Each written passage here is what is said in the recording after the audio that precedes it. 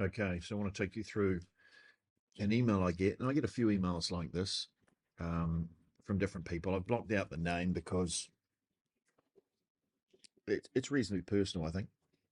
So anyway, we sent an email a couple of days ago, and it was around, we were launching this new deal on Six, and it's the best deal we've ever done. And I went to this guy, and this guy's based in the UK, and he says, "Hi Richard, I've run an architectural practice for 25 years with barely minimum wages, sometimes not even breaking even. This is because I'm an architectural technologist and cannot legally call myself an architect in any form of marketing in the UK. This has technically meant that a 6-year-old could draw a house and send in the papers and it would be accepted, making no difference to me sending in professional plans with 49 years experience.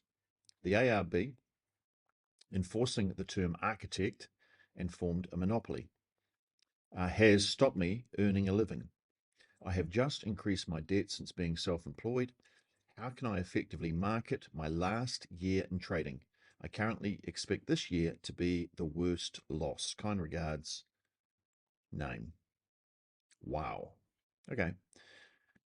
So there's a few things, and this guy has clearly a few problems and a few issues. But let's just break this down a little bit. Now, the reason he says he's been unsuccessful is because he can't call himself an architect. Right? Now, the problem with that statement is that's not the reason that he hasn't been making money, right? I know a lot of architectural technologists who make more money than architects in the UK, right? Some of them are our clients. So that's a fact that it's got nothing to do with your qualification. So, and this is the problem sometimes when we're trying to diagnose what's going wrong. If you assign the wrong cause or to your problems, then it makes it very difficult to fix it, right? Unless you're going to change and be allowed to be called an architect. The real cause is he doesn't know how to do marketing, right? And it's understandable. You go to, he's probably reasonably old school, and he's been he's been in business for a while. Obviously, hasn't made a lot of money out of it, but he's probably a reasonable designer, right? Architectural technology. He probably does a great job. When you put the responsibility of why you're not being successful in the hands of other people, i.e., they don't allow me to call myself an architect, then there's nothing you can do. You're effectively throwing your hands in the air. So here's what I said to him. Thanks for your email. You've clearly been doing it tough for 25 years. Trying to work it out on your own is not easy. You were trained to be a great designer, not a great marketer, right? And I'm not sure what your question is. Like, how can I effectively market my last year in trading? I currently expect this year to be the worst loss. Sounds to me like whatever you're planning to do not do that. Do something else, right? Your options. Number one, work it out for yourself. And when I say work it out for yourself, I guess I should have said marketing, because his problem isn't the fact he's not allowed to call himself an architect, but work it out for yourself. Not recommended based on your track record combined with another year of projected losses. Number two, get a job, which is a valid option. And option number three, get help from a coach or someone who you trust.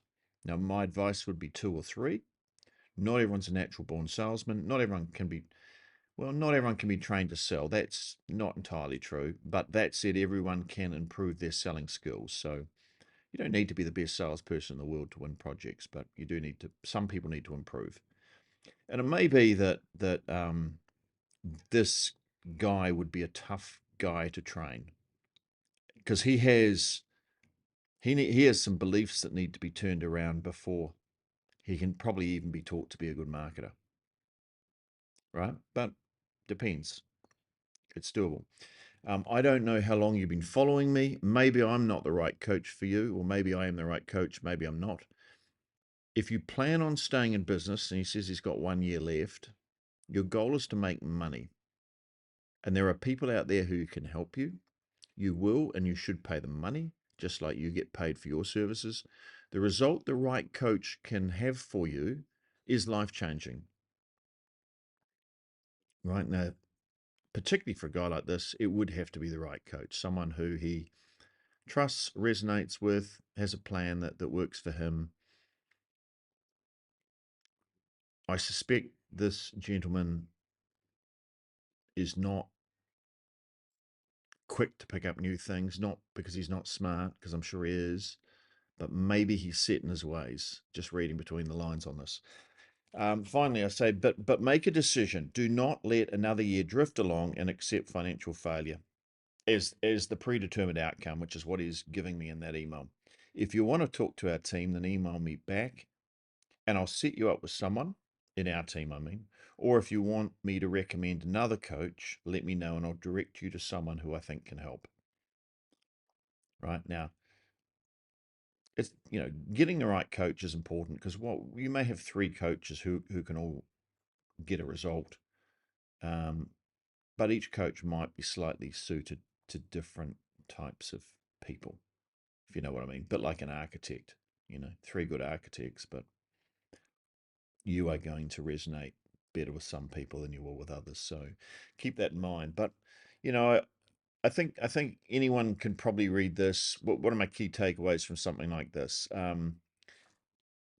This guy has been doing the same thing for a long time, and it's not working.